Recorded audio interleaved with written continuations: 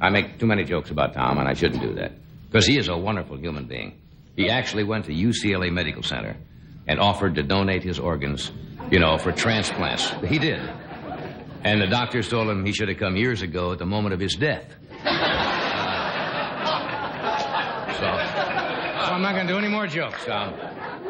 I've been taking a nightly poll on the state of the economy, as you know if you've been watching the show. Tell me tonight, just raise your hand, how many for the past few weeks have been living on stolen tuna fish? All righty. What else is happening today? Everybody's in trouble, really. You mentioned you read the front page of the paper today and you can't find anything that's very happy. And I heard something tragic today. Elliot Janeway is down to 5 months' income. Yes, I don't know what happened to his 6 months, but he's going down. Anyway, I passed by the unemployment office today and ran into an out-of-work magician. Now, he's having it real tough. He had to cut back on his act. He says the big finish to his act now. He reaches in a top hat and pulls out a sweatband. That's all he can't afford to wrap it.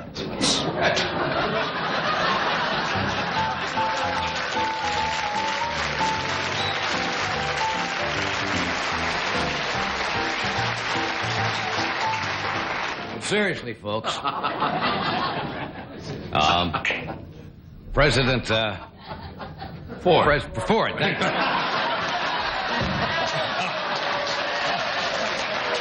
That's right. He just how quickly. You don't know. Well, I didn't get to cast a vote. It's not easy. He's invited leaders of Congress today to a White House breakfast. And things are getting tight there. It was a BYOB. Bring your own bacon. Breakfast at the White House. But he is having a series of meetings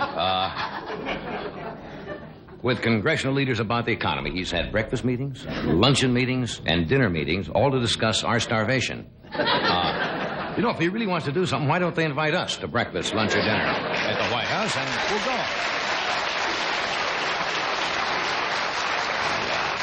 go. He invited Alan Greenspan and William Simon to breakfast because he's running out of breakfast squares.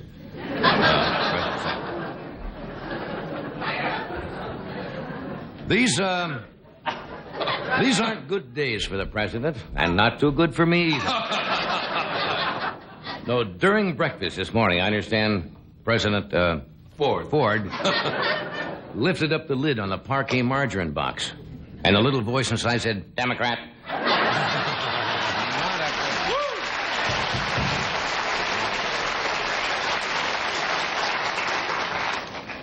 President Ford said he was, wasn't that he was disappointed that the leaders didn't support his, his programs, but they never asked him for a second cup of coffee. And that hurt him. Wow.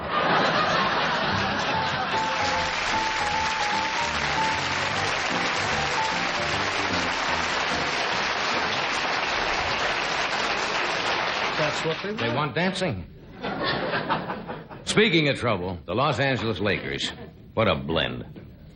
I went to a school for blends. Did you know that? To get from one joke to another, yes. It's the Sonny Jackie School of Blends. And you learn to go from one joke to another. Los Angeles Lakers are our basketball team out here. Quotes. No, they've been having a bad... They've lost 12 out of the last 14 games. They've been in the cellar so long that their coach is a wine steward. Did you know that? No, but the Lakers said their game plans are foolproof, except when the other team pulls a surprise move, like sending in a tall player.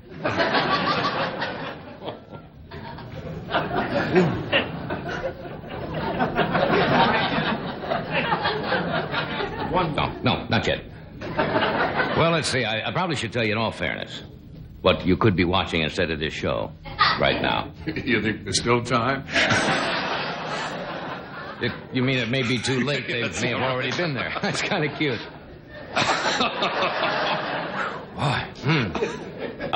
Merv Griffin is having another one of his wonderful theme shows. He has the Jackson Five, the Brady Bunch, and the King family, all discussing sharing a bathroom.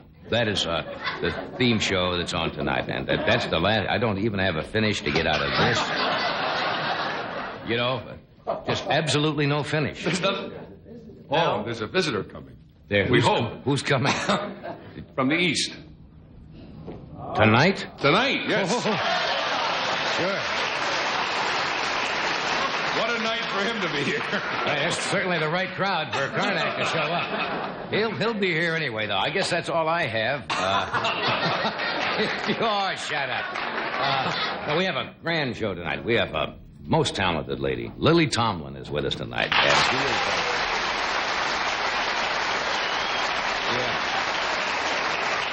a gentleman who was with us some years ago on the Tonight Show and is kind of retired now, or semi-retired, but one of the fine actors, Mr. Walter Slezak, is going to join us.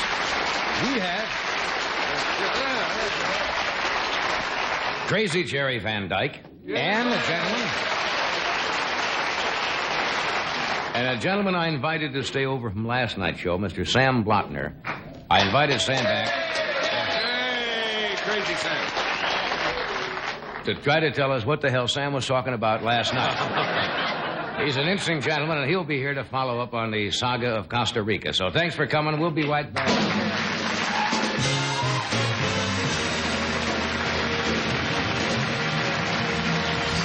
be back after this. Thank you.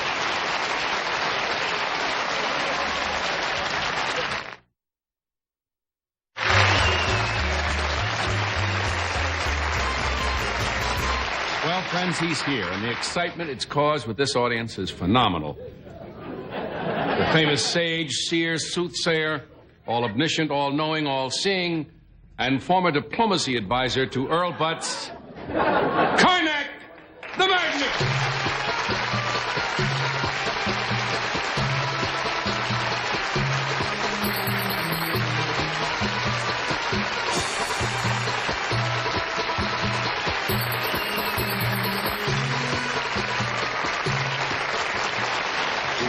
The injured here on the show. Welcome, welcome, welcome. So good to see you again. You always say that, and I always forget exactly what it means. Sim salabim. My three sons. Sim salabim. I hold in my hands the envelopes. These envelopes, a child of 4 can plainly see, are hermetically sealed. They've been kept in a mayonnaise jar in Funkenwaggle's porch since noon today. No one knows the answer to these questions, but you, in your incredible way, will ascertain the answers without ever before having heard the question. Is that about it, sir? Won't you? Oh, yeah. Did you forget this bit? Yes, I'm going to See, do when you that. wear the turban, that's what this is. Envelope number 1. May we have silence, Yes. please? Hermetically sealed. I know. And I will divine the answers Yes. to the question. Mayonnaise jar, Funkenwaggle's porch, noon today. And I have not seen this. No one has seen it. No one knows the answer. But you will divine it. Let me get going here. The answer is 2 for the road. 2 for the road. That's the answer. Question, how many Chryslers have been sold this year?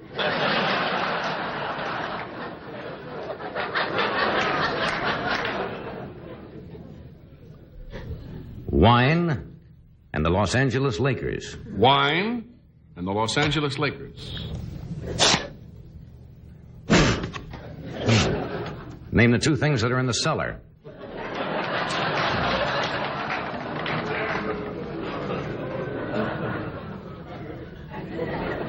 May the best meal you ever eat consist of kitty litter chips.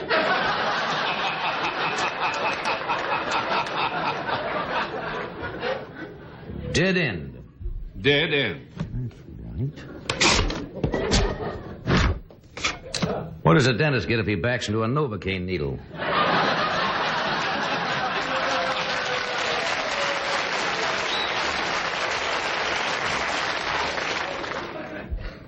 Peat moss. Peat moss. What grows on the north side of a guy named Pete?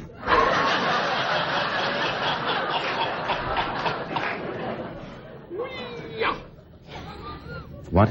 Just High wire. What do you call a Western Union marijuana-gram?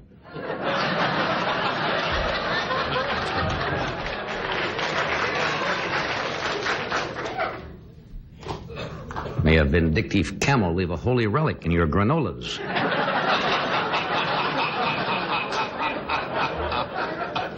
Diamond Head. What does Liz Taylor have on her yacht?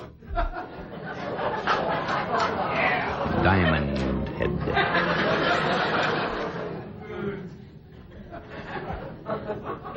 True Grit. True Grit. I said. What goes into an NBC commissary hamburger?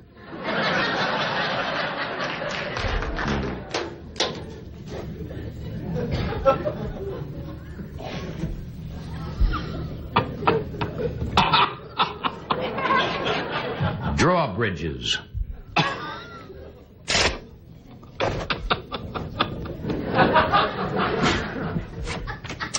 What does an artist do when he sketches old people's teeth?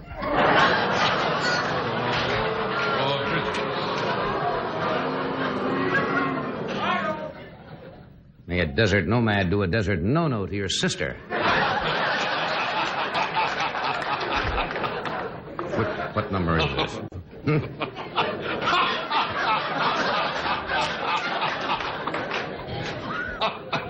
You were divining. I can almost see you divining. I was divining. T.S. Eliot. T.S. Eliot. What do you say to Elliot Janeway when his savings account runs out?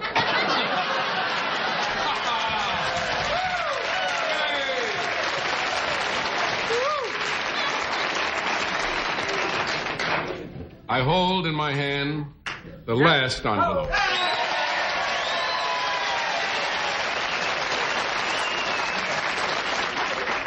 May a crazed lizard unravel your underwear.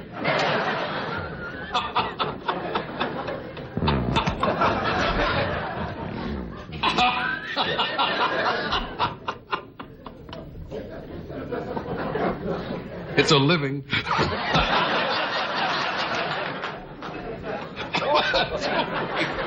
Shake up.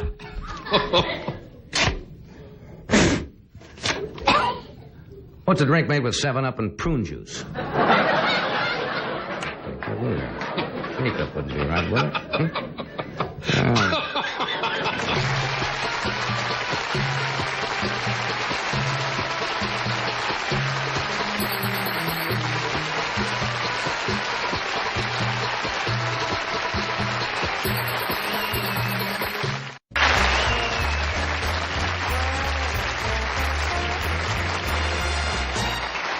Okay, here we go. Oh. I should mention I open a week from tonight. This is Thursday, isn't it? Yes. In Las Vegas, you're coming up? I will be there. We'll be at, the entire staff is going to be there. At Caesar's Palace, and I am not doing Carnac at Caesar's Palace. I know, but... You do a whole series of those shake-up jokes. No. I don't understand that at all. There was nothing there. There's got to be a typo. That had to be a typo. No, you read it nicely. It was good timing. Read it swell, but I realized when I said, it's a typo. Just anything. Well, sometimes you can't divine the questions if they don't work on the typewriter. What am I, of course. Lily Tomlin is a most talented young lady. Ever since she started on Laugh-In, she has developed tremendously, created a series of wonderful characters that she does, ranging from Edith Ann, as you know, to Ernestine and many others. And this Friday, she's going to be doing a special called Lily. Is it on this network? It's not on this network. But nevertheless... We help everyone. It will be on. Would you welcome Lily Tomlin?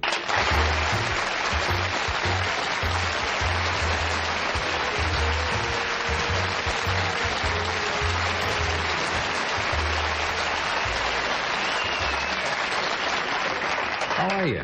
I'm just fine. It's so great to have you here, really. Why, thank you. You're welcome. I saw you doing one night, I think, with Dick Cavett from one of the universities. Yes. Maryland or something? Was it Maryland? Yes, University of Maryland. And you were sensational. Why, thanks. Aren't those great crowds? Do you like to work the college? Yeah, I love them, yes. They're the best. Yeah, the kids nowadays, kids, I shouldn't say that, but the young people in college are so hip as to what's going on. And they're just so enthusiastic, so they make a wonderful audience. Yeah. Do you like the Do you like the question and answer thing you do with them? The ad-lib type of stuff? Yes, I don't normally do that. I usually, when I do a college concert, I usually do Edith Ann with questions. Right. I can talk much better as Edith Ann than as myself. Do you feel more secure? That's interesting. No, I mean, Edith Ann has a certain, I can talk out of Edith Ann's life, you know. If I could say... More interestingly, I would say, than my own. In other words, if I said what's the most embarrassing thing that happened to you, as Edith Ann, something would come to you easier than... Yeah, something would come to me. And it would be a horrible incident because it happened when my dog Buster, see, what happened was I was giving Buster a little bath and accidentally some Clorox fell in. Oh, in the bath? Yes, and all his hairs fell out. And now whenever I go near him, he just goes... It wasn't so embarrassing as it was horrible. You have a great ear.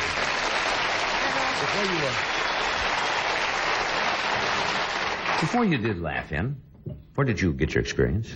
Oh, I started, I was in New York, and first I was in college in Detroit, and I discovered that I did vignettes and characters, you know. I hadn't realized that I did before I got into a college show, and I saw what amounted to material, and I realized that I had always invented stuff like that. Do you remember the first time you were in front of a group and you got a genuine laugh from something you did, and all of a sudden you realized, hey, maybe I'm... No, I'll tell you when that happens to me is when I'm a child. See, I'm sure all this was tied up with my father, for instance, because when I was a kid, and I lived in this old apartment house, and we lived in a basement apartment. And upstairs from us lived a woman named Mrs. Spear, who worked in the daytime, and her husband worked nights. So she'd come home from work about 4 or 5 o'clock, and we'd be fixing to have supper because my father worked in the factory, so we'd eat very early, like 5 o'clock or something. And my mother who was always very nice and very pleasant and willing to please. And Mrs. Spear would ring our doorbell every night, and my mother would go to the foot of the stairs of this basement apartment, and she'd look up, and she'd ring Mrs. Spear in, and then Mrs. Spear would say, "Oh, Mrs. Tomlin, I'm so sorry to have to ring your bell again tonight, but I forgot my key." And then she'd say, "Something smells good." So my mother would say, "Well, come on down and have a bite to eat with us," see? So Mrs. Spear would eat dinner with us 2 or 3 times a week. And whenever she'd leave, my father wouldn't say a word. He'd sit over on the side like this, He'd sit eating, and he wouldn't say a word to Mrs. Spear. And then every time she'd leave, he'd say, "If old lady Spear eats supper with us one more time, I'm going to give her a piece of my mind." So the next day, when Mrs. Spear rang the doorbell, I was about 5 or 6 years old, and my mother couldn't get to the door first. And I ran and answered it, and I told Mrs. Spear what my father's true feelings. As 5-year-old children are wont to do. Yes, and it was, and while my mother was horrified, and it humiliated her, my father rather applauded it in a covert way. And so I think that was when I got on to, since we got off on this subject. Yeah. I can remember 2 other incidents where, and it was in the 3rd grade, and one was in kindergarten and one was in 3rd grade. Do you remember clear back to kindergarten? Oh, sure. I don't. I have people who can say they can remember when they were a year old, and I never can understand that. Or 2 years. Well, one incident was I would go to the country, because my mother and daddy were from Kentucky, and we would go to the farm in the summer. And when I would come back, whenever I would draw or paint animals, I would always draw body parts on them. I would draw milk bags on cows, and I would draw penises on horses and things. Well, they do have them. Yes, and I would draw them. I would indicate that they had body parts, And I remember my teachers being highly amused. And highly stimulated, I might add. So, Disney's animals never have body parts. Did you know that? So I can remember those things. Those things must have been not only provocative to me, but to those adults around me as well. That's interesting you would do that at that age. Did you ever notice in the Disney pictures that the animals never have those parts of the bodies at all? No. It must confuse a lot of children, when they first see a horse or a cow or a chipmunk. Strange animal. We have to take a little break here to pick up something, but we're coming back. Sure we are.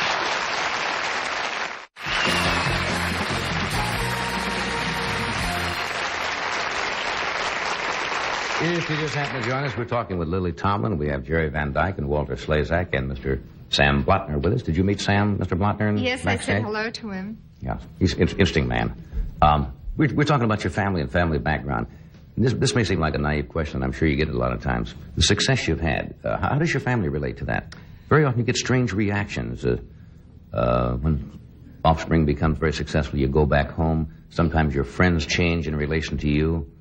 Well, that I think is true. I think because for a lot of friends, I don't think I have any friends basically left. I mean, that I really still relate to. Oh, you asked me something, and I can get off on such a tangent. I started to talk about one person I really do still love and communicate with is a woman that lived in our old apartment house. Mrs. Spear? No, this is someone else. I won't mention her name because she'll crack up anyway, but she's about 15 years older than I am. So when she was 25, I was about 10, and she was divorced, see. Mm-hmm. She was one of the few divorced women in our building.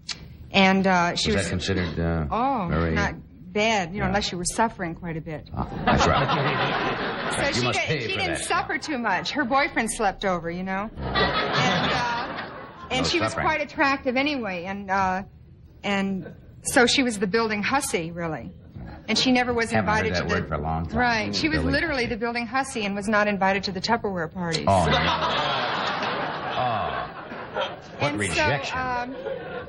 And I loved her so much, and I still do, and we had I just could relate to her so much, and enjoyed her so much, and so I'm still friends with her. Now, she's one person that truly... I can still identify. I don't know.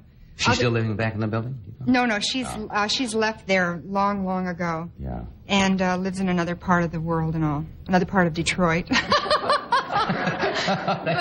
my family, of course, loved the fact that I got famous. Yeah. And I have so many things I could tell you. I don't even know where to start. Like, for instance, just when I flashed on. When I was telling you that other story earlier about the animals and mentioning body parts, I was down visiting my mother in Kentucky, and I was going to do a college concert nearby in Missouri. And it was very close to Paducah, where my mother lived, so all my relatives were going to come. I know they didn't want to come, basically, because, first of all, it was like about an hour-and-a-half drive, and the Mississippi and the Ohios were swollen to flood levels. And most of them have to get up and milk in the morning. So they have to get up at 4 o'clock in the morning, and to be out late is a big hardship. But anyway, and I didn't want them to come because I was afraid I would have to censor my act. Well, you don't get really racy, do you? No, I don't, but I say body parts, just like I said the word breasts on my last special a year ago, and I was sitting in my mother's living room in Kentucky, and she went, oh! Did you have to say that? That's still no, right? No, and that's supposed to say body parts. Oh. So I didn't censor my act, I forgot, actually. I was in a torment backstage before it started, and 50 of my relatives were sitting in the front row. And after I got started and I was on such a roll with the audience, I forgot, So you just went right ahead. I just went ahead and did nothing in my act is gratuitous in that sense. It's really elevated and tasteful. Body parts and all. Body parts can be tasteful. Well. And elevated. Hold it now. You see, now that is your joke, and you're responsible for that. I certainly did. You can talk about in a tasteful manner. That's what you were saying. Or in a truthful manner. In a truthful manner. That was the word that should have been in there. Sorry about that. No, I'm not sorry. It's your fault. They've only cheapened themselves. That's right. They've lowered themselves. They'll feel smaller in the morning for it. That's wrong also, isn't it? You see? When you're wrong, everything starts to go wrong, no matter what you say. Excuse me, I'm sorry I didn't mean that. So, your relatives, how did they react to all this? Well, they were very kindly to me and polite and sort of patted me and went on, and I was suffering, feeling guilty because I knew they had to get up in the morning and all. And so the next morning, my Aunt Odie Mae, who's really wonderful. And she's Odie Mae? Yeah, and she's my daddy's oldest sister. And she called me up and she said, well, I guess there was kitchen lights on all over Ballard County last night talking about you. But I told R.Y. I'm very well acquainted with those words. You were forgiven. Well, I was forgiven by her. You've got a good background to draw on. Oh, everybody they're does really when wonderful. they do. You draw on for your relatives, Wait, let me tell you what my father says when I first got on Laugh. I told this story on my first special a couple of years ago, but I never got any real true reaction to it. To me, it's just a poem, you know. But I had just been on Laugh in 5 or 6 weeks, and the phone operator had made me very well known, and he was very tickled by it. And I went to visit him in Indiana. He and my mother had moved there, and so he took us all out to dinner. But we went to it's really like a tavern, but a tavern that has a lot of wood in it, so it's kind of high class. Right, I know the difference. And Called something like Ye Old Tavern. Ye Old, right, but it has octagonal tiles on the floor, and a very lot of dark wood, and you can get shrimp, chicken, barbecued chicken. It takes it out of the bar category. Ribs. Yeah. It takes it out of the bar category, right? Because you can have dinner there in a sense, but everything comes in a plastic basket. But it's really quite wonderful. So my daddy, so we're all sitting there, and he fixed up the lady upstairs with a fella he worked with at the factory, and we were all sitting there, and the waitress came over, and all the Tomlins talk in that kind of voice like that I told you. That's why Odie May talks just like my father. Yeah. They just happen to talk that way. So my father calls the waitress over, and he says, "Who do you think that is?" Pointing to me. And I've been on Laugh in about 6 weeks, And nobody knows that this is this. So she gets down and she looks in my face, because me and my daddy look just alike, and she said, "Well, I guess that's your daughter." I says, "Yeah, you're damn right. Get up and sing a song, babe." And I said, "Oh, Papa, please, I don't want to. I can't." And he said, "Babe, get up and sing a song for the people." I said, "Please, Papa, I don't want to. I'm too embarrassed." And he said, "Babe, you got to learn how to be popular." Well, your dad's proud of you. That's all. That's natural. Yeah, sure. Get up and sing. So I told that on my first special because it seemed so classic, the idea of trying to embark on a network television career, and you must learn how to be popular. Yeah, it's kind of strange. We have to do this, and we're coming back. Just one moment. Stay with us.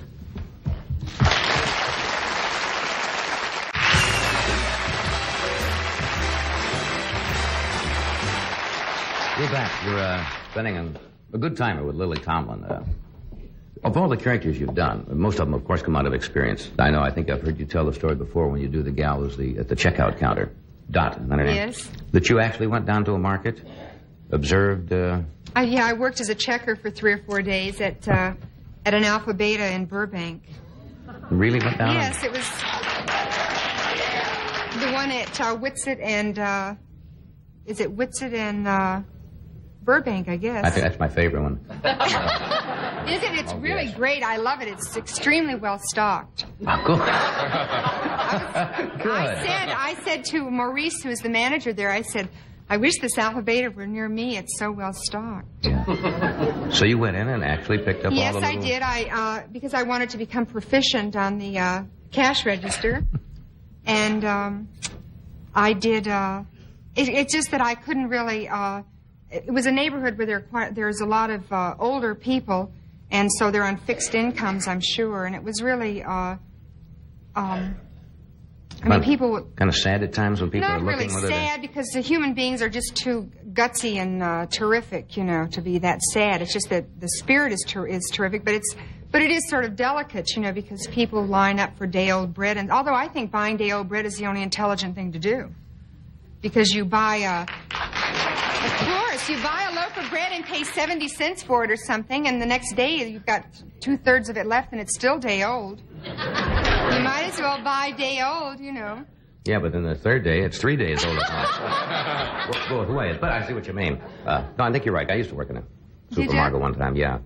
Stamping cans. Boy, is that boring. Oh, I would like that. I always wanted to do that. Oh, yeah, but after about 14 cases, you don't care. Any of you stamping people going by, crack your head. It's not the most creative work in the whole world, If you can find the top or the bottom of the can, you're ahead of the game. Are you working on anybody new? Any new characters? No, but I was going to, after I mentioned that, darn it, now I don't know what to do. What? I don't know which way to turn at this moment. Turn anyway? No, you turn to the right there. Well, I was going to do a little bit of supermarket, but it... Oh, go ahead. Okay, sure. no, wait a second. Do whatever you like. This is because I couldn't tell anything really humorous about working at the Alpha Beta, you know, other than the fact that I stole a steak and a roll of adhesive tape. Oh, no, I'm just kidding, No, Maurice. you didn't do that, yes. And so I was going to do this. Did you ever little bit. shoplift anything? Oh, When you were a many kid? times. Did you? Yes. In fact, I faced great humiliation more than once. Sorry. No, I don't like to talk freely about having shoplifted because it gives people, sounds like I'm advocating it. yes, you and know? I heard once we talked about on the air one night, excuse me for interrupting, and I got a letter from the president of Department Stores of America, something saying, please don't make that look like it's a lighted thing because it's billions of dollars a year. Yes, it is, right. But one thing I'm getting off the track, but when I was in Detroit, I had shoplifted at J.L. Hudson, which is the biggest department store in Detroit. Why I'm revealing this, I don't know. Because I'm your friendly doctor type. You tell me Well, I'd anything. only done it because it was. I actually wanted to see what it was like. You know, I wanted to see what the experience was like because I didn't try to do a slick job. I did a very bungled job so that I would get apprehended. And as a matter of fact, I did. And the woman said, it was wintertime and she had on a light topper, so I knew that she was not a true shopper. You know, walking around the store in like a raincoat and it was 20 below outside. And she said, walk this way, keep smiling, no one is going to embarrass you. Keep walking this way, keep smiling, no one is going to embarrass you. Keep smiling, keep walking this way, no one is going to embarrass you. Anyway, they did embarrass me, and I gave up the item that I had shoplifted, and then I smiled and laughed and horsed around and said, well, and they knew me, and then they realized that I was an actress, a local actress, and I said I wanted to see what it felt like to be apprehended. And then, but they still put my name down on the card and put it in a file, you know, and I was just mortified.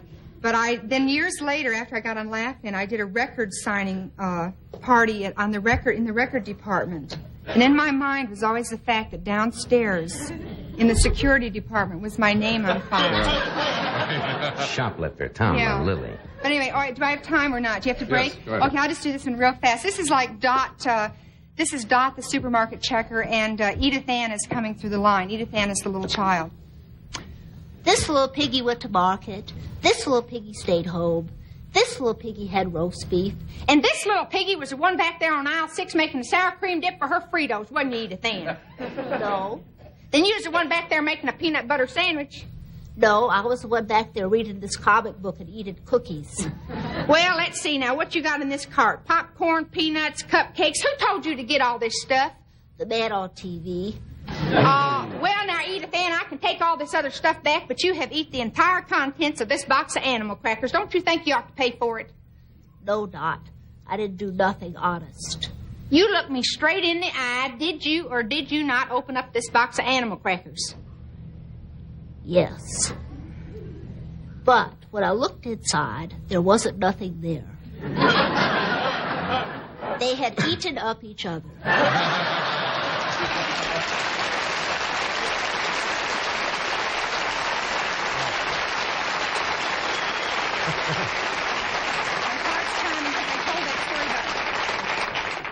My heart's pounding slightly.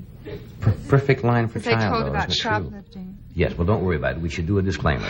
Don't go around shoplifting, because you'll be embarrassed, but keep smiling. You see a lady in a raincoat in Hudson's and it's winter, don't take nothing. We'll take a break and we'll be right back.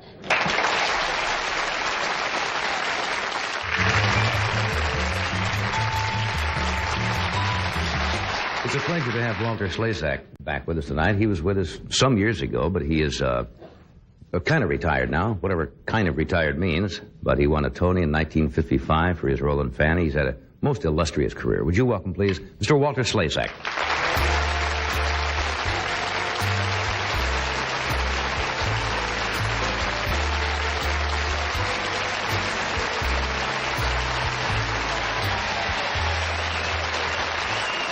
Hey, it's so good to see you.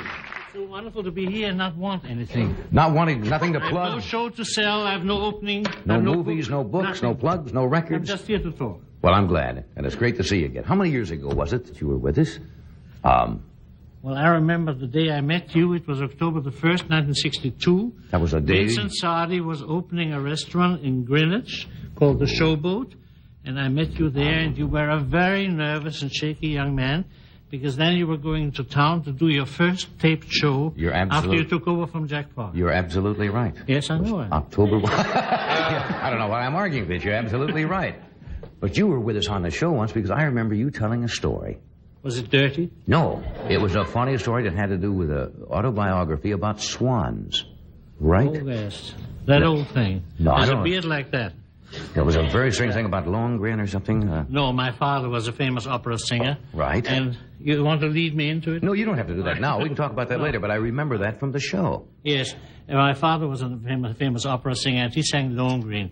And for those who do not know the opera, Lohengrin is a night of the Holy Grail. The Holy Grail is in Spain, but the opera takes place in the Netherlands. And he arrives, evidently from Spain, in a boat standing up, and the boat is drawn by a swan, which is an unlikely form of locomotion.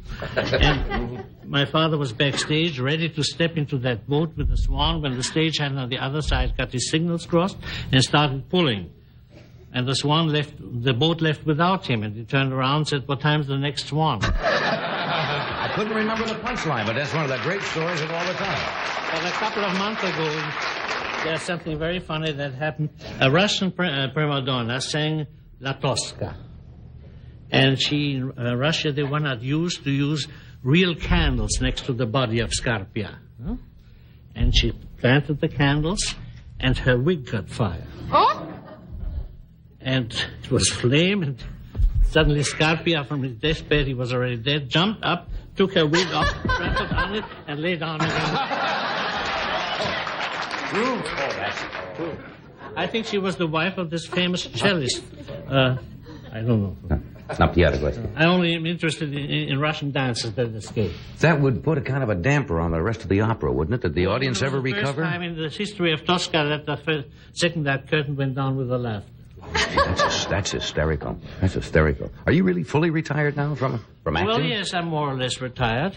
I've lost some weight up here. The body part is still here. And it all sank down, you see. Behind the counter, I look wonderful. You just all kind of lowered center of gravity. I'm sorry, I haven't covered this up. Yeah. Are you living in Switzerland now? We live in Switzerland. We live in Lugano. And it's I've never been there, but I understand it's a beautiful place. It has mountains and a lake and lots of old people. Actually, I would say it's a open-air cemetery, you know?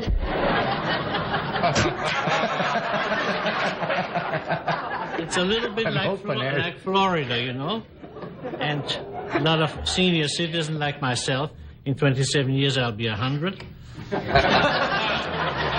They are living there, and I instigated amongst our circle of friends a rule that there's a penalty to be paid every time you mention a doctor. Doctor's bills, lawyer's bills, prostata, that costs 35 francs.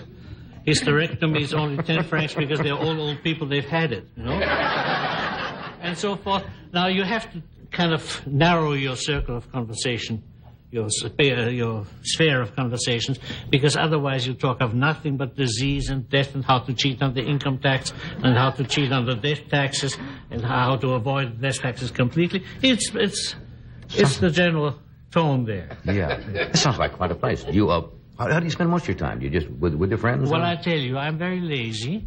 I have a writer's block for the last 7 years. And I'm working on a book. It started out with a short story about a dog. Our dog is called Amos, and the book was called My Name is Amos, I'm an Only Dog. And this has become just a chapter. But I had a dog once in New York. He was called Angel Face. It was an English bulldog, 80 pounds of ugliness. And I walked with him in Central Park, and suddenly he was gone. He was off the leash, and I saw that something was moving in a bush. And when I came closer, he was raping a thoroughbred white fox terrier dog. At least he's selective. God, what do you do now? And just then a man came, Daisy, Daisy. And he saw what happened and froze. And he turned to me and said, why isn't your dog muzzled?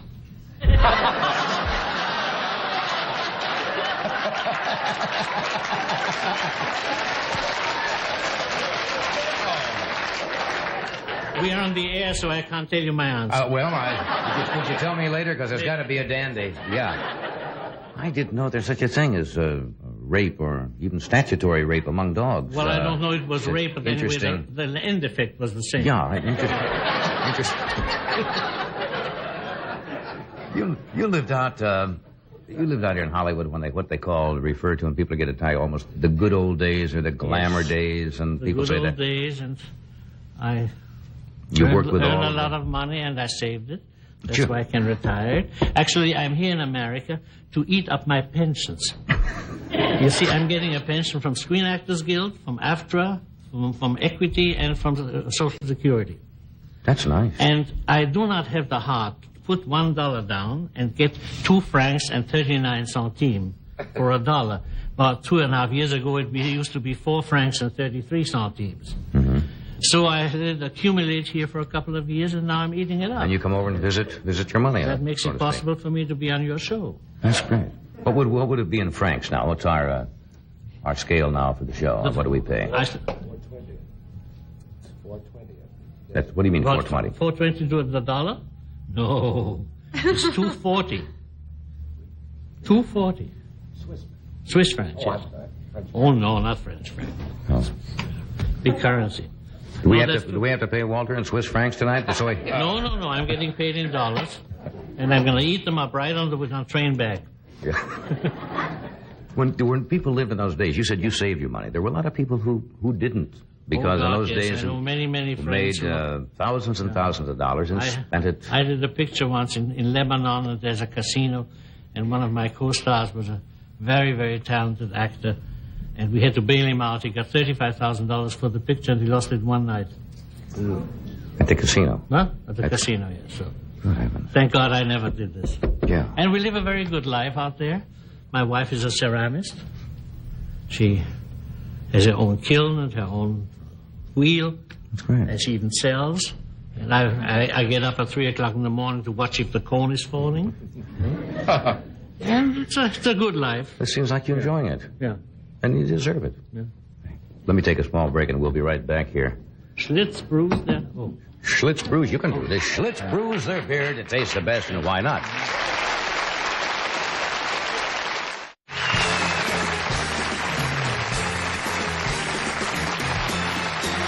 Jerry Van Dyke is here tonight. He is a silly person. He's a silly person. And he'll be opening at the Safari Hotel in Phoenix, Arizona on Monday for a week.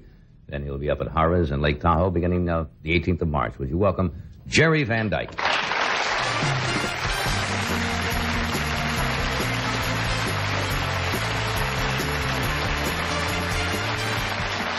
Thank you. If for once, I'd like to be able to follow the bring-on music. We got a guy back home does a local kiddie show, and he really oughtn't to be doing it. He likes to dip in the sauce a little too much. And I'd like to give you a sample of one of his shows. His name's Buckaroo Barney. Now, when he comes out, he usually works with a studio full of kids, so if you folks will help me out when Barney says hello, yell back, "Hi, Barney." Make him feel better. Well, boys and girls, it's 4 o'clock and time once again for your friend and mine, Buckaroo Barney.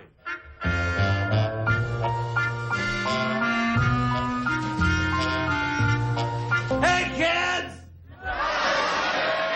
Hey, kids! How are you today, boys? You both buddy, Buck Barney.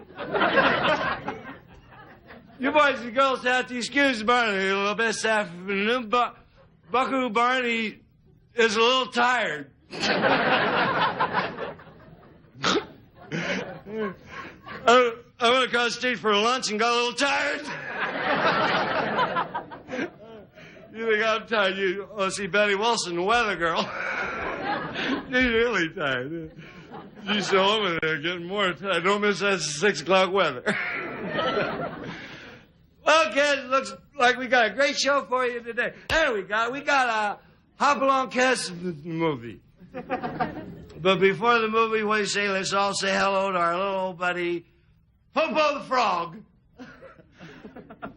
Huh? Huh? Where's Popo today, kids? Where's Popo hiding? Popo! Where's Popo? Where's the hand puppet? Oh, I got it. There you go. There he is. There he is! Oh, jeez. How are you today, Popo? Fine.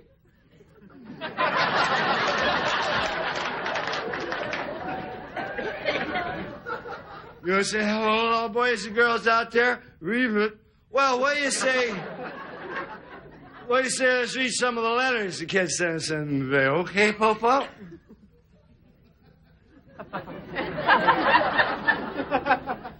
Popo, bye-bye.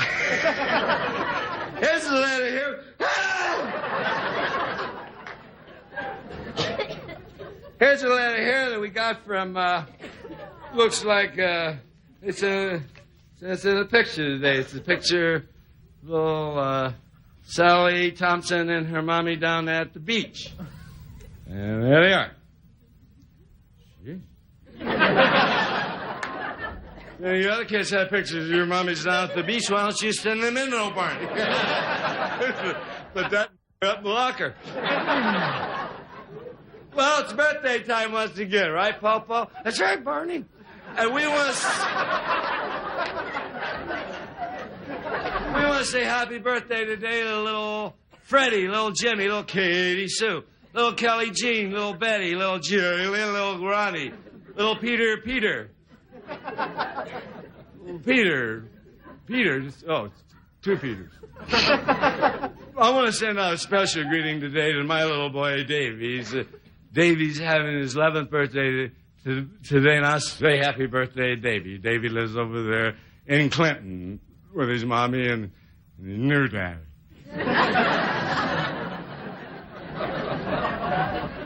Sorry I didn't get out to see you last weekend, buddy, but used to be Daddy was terrible tired last weekend. But I'll be out there this weekend, and I'll bring you your present. Okay, buddy? Okay. Don't worry, Martha, I won't stay. We don't want to embarrass new Daddy.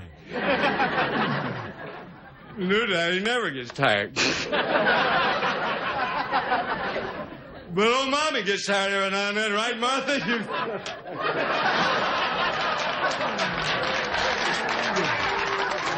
But I just want you to know everything's fine with me, buddy. I got a new room down at the Y.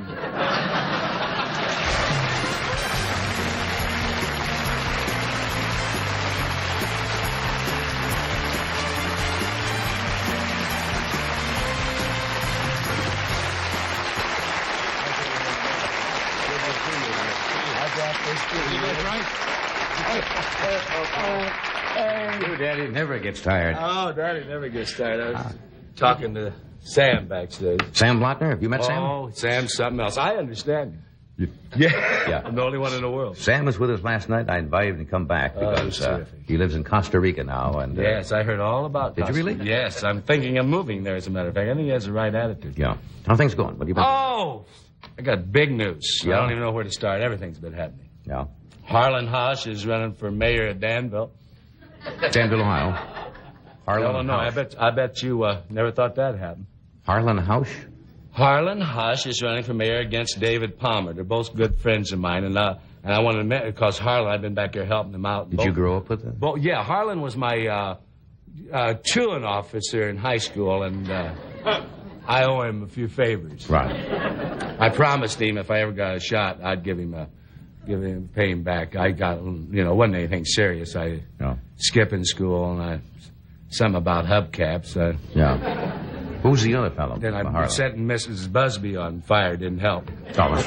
Harlan's having a little problem proving that he's not crazy. There's a guy that was in a primary. Are these real names now? Oh, yeah. Because you see what can happen under the federal communication. We'll hear from Harlan's opponent demanding equal David time. Palmer is Harlan's opponent. Oh, say some nice things about Dave. Oh, well, I was going to say something nice about it. Good. Because they're both good friends of mine. I've been helping them both. Oh, good. I've been going back there. As a matter of fact, they sent for me because there's a lot of snow.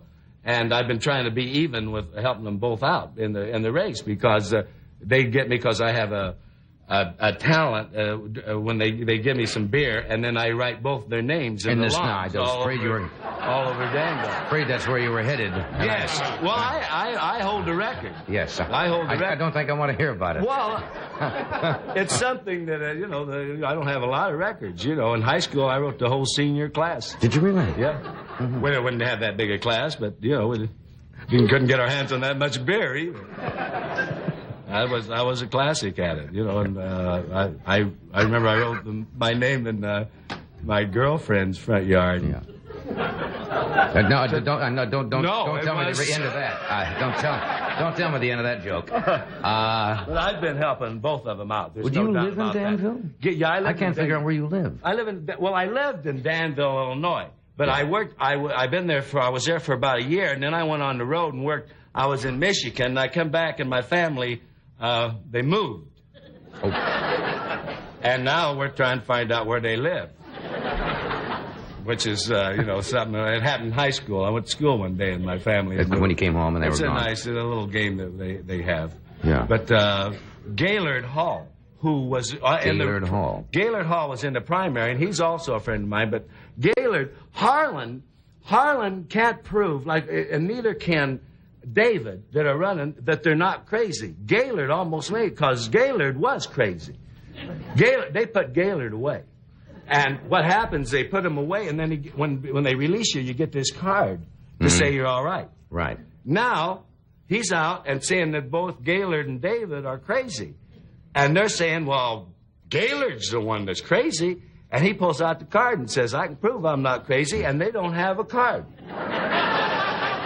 As I understand it, you're helping these two fellas. Well, it's not easy. I'm glad you're not against them, because that could be trouble. Well, no, they're not. They're okay. So's Gaylord now. Yeah, okay. But I liked him a little better when he's crazy. But they're both all right.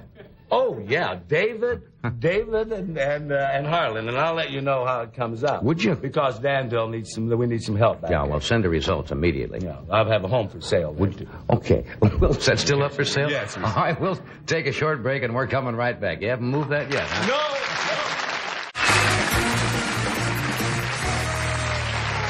For those of you who might not have seen last night's show, we had a gentleman by the name of Sam Blotner. Sam Blotner is not a professional entertainer, a gentleman who used to live in Maine and moved to Costa Rica, and he keeps in touch with us. The reason I have the chair here is because Sam brought this on last night as a gift, and there was rather a convoluted story about the former president of Costa Rica who had something to do with it. We never did find out exactly what was going on. So I invited Sam to stay over because he said after all it was 6,000 miles back to Costa Rica, so he's staying for an extra day. Would you welcome Sam Blotner?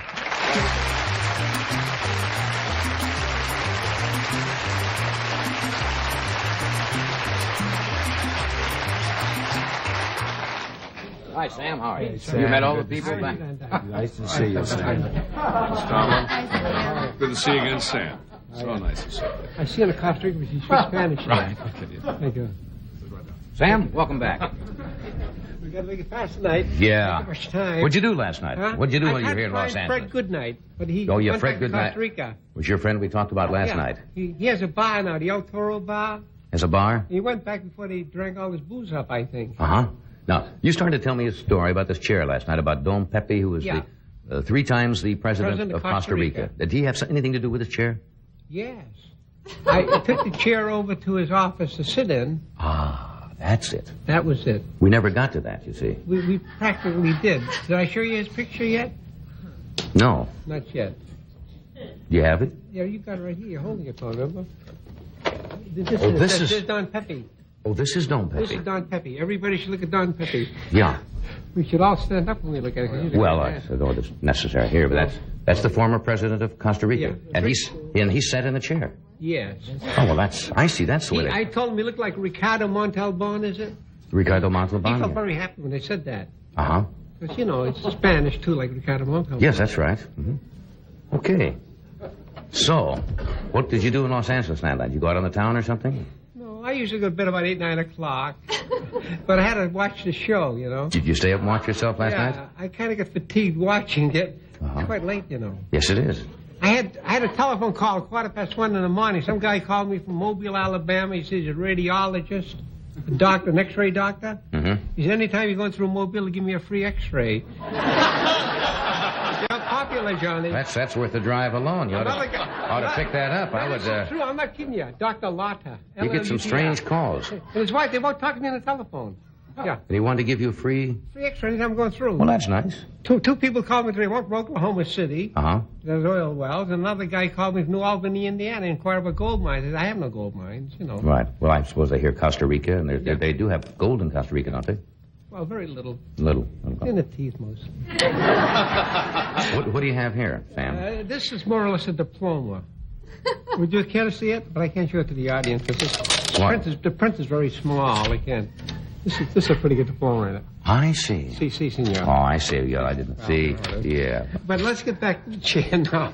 Well, there's more about the chair? Well, no, I went to, I'll tell you the primary person. See, hi, Fred. I mean, I get him and Fred good night mixed up. Yeah. That's similar. What is there more to say about the chair? Well, there's a secret that goes with that chair. A secret about the chair? Don Pepe, I said, well, I didn't try to get my foot in the door, but Well, Senor Vesco, Robert Vesco, came to Costa Rica a couple of years back. Right. He's the one who they said he left was from a here fugitive because and stuff like that. Well, he still is a fugitive in this country, I understand. More or less, but I was a fugitive too, more or less. We're all running away from. No, I mean if he comes back here, I think he's subject to arrest. I don't believe he'll come back. But No, I don't think so. No, that's a good move right there. He has no good reason to come back. No, he has no good reason to come back. Yeah. You see, with $225 million, you go a long ways. Still, yeah. What's the cost of living in Costa Rica? Quite reasonable. Bananas are still a penny apiece. Really? But Alka-Seltzers are quite high, though. I mean, just lay off the bananas, you won't need them. That's right. But getting back to the premier, the change of subject. Yeah. Okay. No, but Don Pepe, I said, I asked him about Robert Vesco. I said, has he been an asset or liability to this country? Mm-hmm. He said, he didn't say he is an asset, but he said he will be an asset. Because he invested $20 million or more in government bonds in that country. Mm-hmm. He's bought lands and et cetera, et cetera. And I said, what are my chances of talking with him? I said, I figured where he knew him, where he had business connections. Don Pepe made a $2 million, he borrowed $2 million his business from him. Oh. He didn't get it as a gift. He just borrowed it plus interest, see? Mm-hmm. It wasn't a Watergate business. Oh, he has to pay it back in time. Yes, he borrowed it, yeah. But everybody knew it when he borrowed it. I mean, it wasn't nothing. You know. Oh, I didn't. So he borrowed the money, and it's business. So finally, I said, well, I would like very much to have a conversation with Senor Vesco, but I can't seem to get a hold of him. I've been trying for 2.5 weeks to call him on the phone. I've been calling his secretary. She isn't actually giving me the brush off, but she said Mr. Vesco is not available and stuff like that, see, but... That's a brush off. More or less, but he has a farm. He has farms all over the country, see, and he could be on his farm doing something. Could be, yeah. Did you ever get in touch with him? Well, I'll tell you what happened. A week ago tonight, which is Thursday, this is Thursday tonight, this is 1 week anniversary, I was having my usual siesta. I usually take a little nap after noon, about an hour or two. Mm-hmm. The telephone rang, somebody answered it in the house, and they didn't know who it was, and they said they'd like to speak with me, and I ran over to the phone, and the girl said, Mr. Vesco would like to talk with me. And I figured I was quite strange he would want to talk to me, because for 3 weeks he's been he wasn't around, basically. He might have just came back from someplace. Yeah. So he said, he's talked to me in English. He speaks good English, you know. He's from here, yes. Yeah. So... He went right from here, I understand. So I don't know where imagine he came forgot from. it that He's quickly. quite a mysterious person. Yes. Basically. So Mr. Vesco was on the phone? Yeah, he started to talk with me. He called me by my first name. He evidently knew my first name. And he said, I would like you to talk with me, and do you know where I live? I said, I know the neighborhood you live in, but I've never been to your house, because when I used to go out there, it was all fields I could buy for practically nothing. But since you live there, the land has gone up quite high, because wherever he buys stuff, they start inflating the price of this poor guy. A figure of speech, you know. They have to price it, see. But he built a house that cost $500,000, so he made the land more valuable around that area, see. What did he want? Well, he said, will you come over to my house? I said, well, I don't know where you live. He said, I live near the Russian embassy. And I said, gee, it's strange for a capitalist to live next to a communist as a neighbor. I mean, that's what kind of a democracy that country is, see? It's very democratic. So I started he said, I will send my chauffeur to your house. Well, where do you live? And I explained to him so many yards, so forth. It's a long story, so I'll cut it short. So I said... It's too late for that. You can say that. Okay. Anyway, you went over to his house. No, I didn't go to his house. Oh, went to his farm. I had to go and meet his chauffeur at a specific place. I drove over there. I was supposed to be there at 4 o'clock sharp, and I was there 5 minutes before. I usually get there pronto. Muy pronto. I was waiting. A Mercedes-Benz was supposed to meet me there. I told him my number of my vehicle. I had placa numeros pensionata 60. Pen 60 is my number. Vesco, incidentally, is a pensionata, too, like I am, see? Mm-hmm. We have pension. We're on the same boat, basically, only his boat is a little better. Mm-hmm. So finally, I was waiting, and finally I said to myself, well, this guy is not going to come by to meet me and take me to his house. I waited from 4 o'clock to 4:45. I got rather impatient sitting there, see?